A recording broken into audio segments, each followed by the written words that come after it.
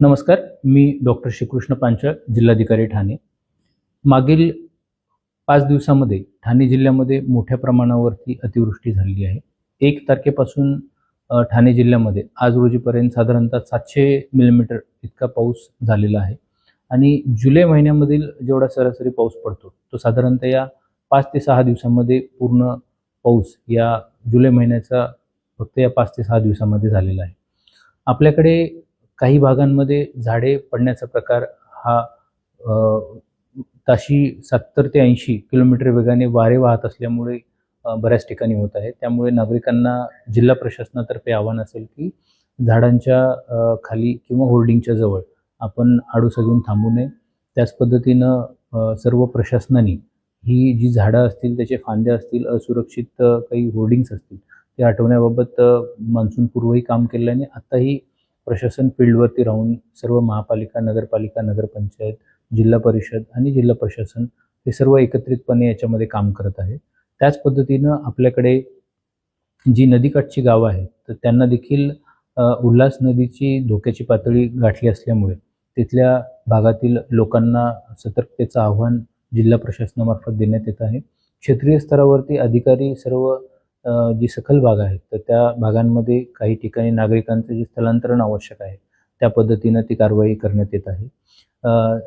आज देखील दिनांक 6 जुलै रोजी आपल्याकडे वारे वाहण्याचं 70 ते 80 किलोमीटर प्रति तासाने वारे वाहण्याचं प्रमाण आहे आणि त्याच पद्धतीनं आज देखील रेड अलर्ट आहे. उद्या देखील आपल्याला ऑरेंज अलर्ट आहे आणि काही भागांमध्ये मुसळधार पाऊस पडण्याची आणि वारे वाहण्याची शक्यता उद्या देखील हवामान खात्याद्वारे वर्तवली जात आहे.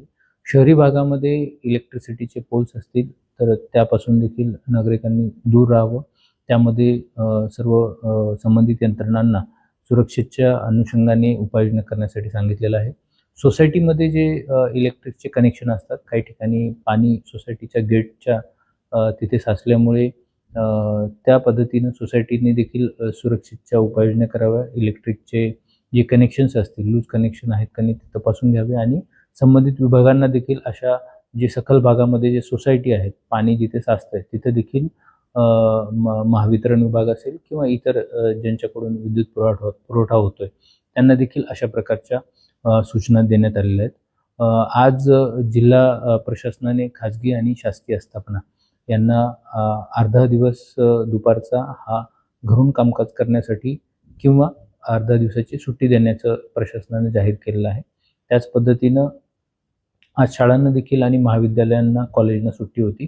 तर जास्तीत जास्त नागरिकांनी घरामध्येच राहून आवश्यकता असेल तेव्हाच बाहेर पडावे आणि हीच खबरदारी उद्या देखील सर्व नागरिकांनी पाळावी असं आवाहन जिल्हा प्रशासनाच्या तर्फे करण्यात येत आहे.